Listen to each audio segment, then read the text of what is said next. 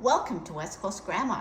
I just thought you might like to see what I'm up to as far as seed planting goes. It's February the 10th and I have a little grow area set up in a back room here in my house. It's nothing elaborate. Thought I'd show you because you can see that you can set up just about anything anywhere. I was lucky enough to get some used grow lights. Well, actually they were still in the box. Grow lights and about 6 heat mats for $100 from somebody. So they're coming in really handy. So I'm going to take you in my back room and just show you what I have going so far.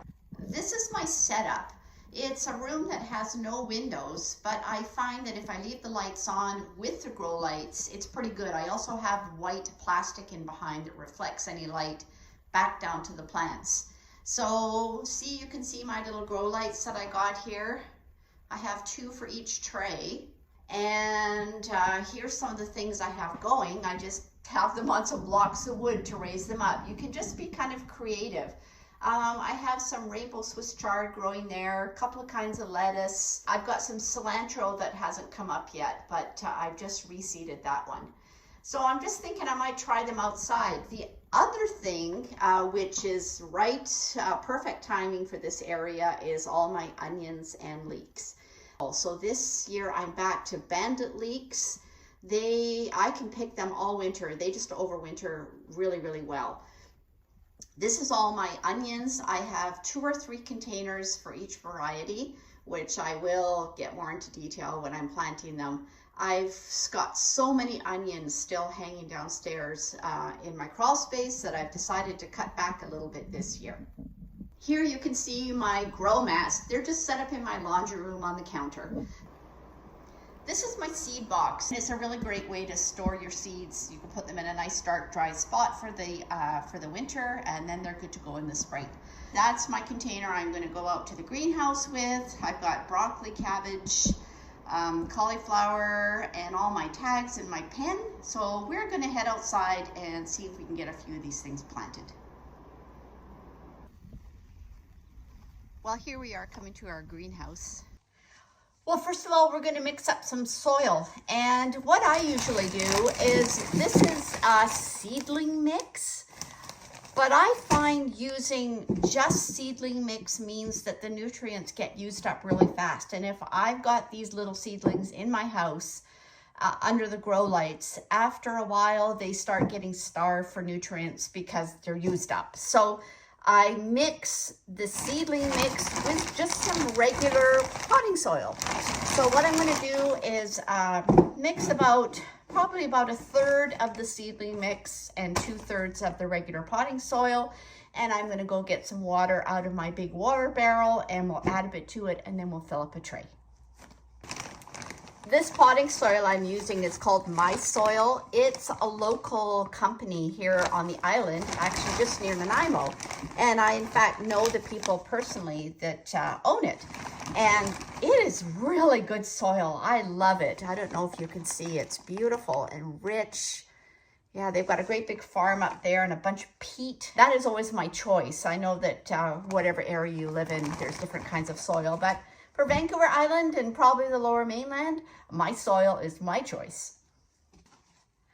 Okay, I've got my soil all ready and it's wet down a little bit, just so that dry potting soil will absorb some of the water. So I have a tray ready. Another thing is I don't really wash all my containers. I know that you're supposed to. They say you're supposed to wash them and sterilize them, but I honestly have never had any issues. And that is a huge lot of time. I tend to have a bucket of water out here in the summer. And as I take my plants out of these little containers, I throw them in the bucket and kind of soak them a bit and rinse them off. But as far as actually scrubbing them, no, I don't do that. So I am just going to fill all this tray up here and then we are going to get planting. Alrighty, we're ready to go. So this is the year that I'm really going to try to not plant so much. I had so much in my garden last year and it was hard to use everything up. Plus it takes a lot of time. So I'm only going to use one of my 6-packs and I've made a label and these are Intergrow red cabbages. So I'll pop that in And the pen I use to write on those labels is a outdoor pen, a marker that does not, the writing does not disappear with the sun. I learned that the hard way, putting all my plants out one year and then went out after a couple of sunny days and I didn't know what was what because everything had faded right away. So a garden marker is the best thing to have. Most garden shops have them. So this has not got a lot of seeds, so I'm going to be a little careful with these ones. So all I'm going to do is I have a pencil here and I'm going to poke 2 holes in each one, in each little square. Oh, maybe a ½ inch deep, like so. And then I'm going to just drop, I'm only going to put 1 seed in each one. These are brand new seeds. The germination rate should be pretty good. So I am just going to try 1 in each of these compartments. 12 red cabbages, and that would probably be fine if I could get, actually 6 good red cabbages would probably be all I would need. I did a bunch of pickled red cabbage and that was a big hit for me and the rest of my family. So we're going to give that a try again.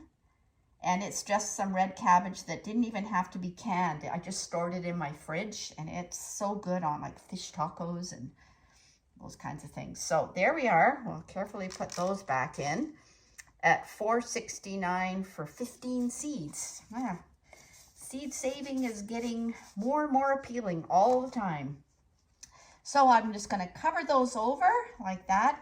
So there we go. So that is, and I just pat it down a bit. I've already put some more water in the tray to soak in, and I did put water when I mixed my 2 soils together. So I don't want them too soaking wet, but I want them, you know, damp. So I am going to go ahead and plant the rest of these, and then I'll just tell you what it is that I've put in, and then we'll take it in the house and put it on a heat mat. I've just planted a seed here. They're called Indian celery. And it's a rare seed. It's from a small local company in Metchosin here, just outside of Victoria. And apparently it's edible. The flowers, the leaves, the seeds, it's all edible. And it makes beautiful dried flowers as well. They have a very strong celery flavor. So anyways, I thought I'd give this a try this year, but I've put just 2 seeds in each little square. So that's going to be an interesting one to try. I've just planted some gypsy broccoli, 1 6-pack, and I just planted these Skywalker cauliflower. I've had good luck with these, and I just bought these seeds for $4.19, and there was only 10 seeds in the package. That's so expensive, and they're difficult to get the seeds. Seed collection is not easy. I know, I've tried it a few times. So I'm going to have to mark each of my little trays because I can't even fill a 6-pack. So anyway, Skywalker cauliflower, it's really a good one here in the southern Vancouver Island. So good one to try. Okay, I've got my tray already, and I have also put in Tango celery, just a little bit of that, and Centennial broccoli. So I have gypsy and Centennial because we love broccoli and nothing's better than fresh broccoli out of the garden. So I think that's about it. I did have the 2 varieties also of cauliflower, the Amazing and the Skywalker, which I've had luck with both of those. And again, we love cauliflower. The celery, I'm never really that lucky with celery, but I always keep trying. I did the Chinese pink celery last year. It wasn't bad, but it bolted like crazy. So this year I'm trying another one that's recommended for southern BC. So I'm going to take this in the house and then I'll show you the setup on my heat mat. Well, there we are back in the house, and I've got my tray sitting on my heating mat all plugged in. I'm just going to pour this container. This is warm water, just to give it a bit of a start and add a bit more water. I didn't want to put too much in when I was in the greenhouse because I had to carry it. So there we go, and there is my lid. I just keep these every year. They're just the greatest. They have little vents in the top. So I'm just going to pop that on. And I've left the vents open. I'll kind of watch for the moisture in here, but there we go. And that's all there is to it. So anywhere you have a spot in your house, if you have a heat mat and even just one tray, you could start all kinds of things. So I will keep you updated how things are growing. And come March, we'll be doing a lot of planting. So hope you've enjoyed that and hope you found it interesting and informative. West Coast Grandma is signing out.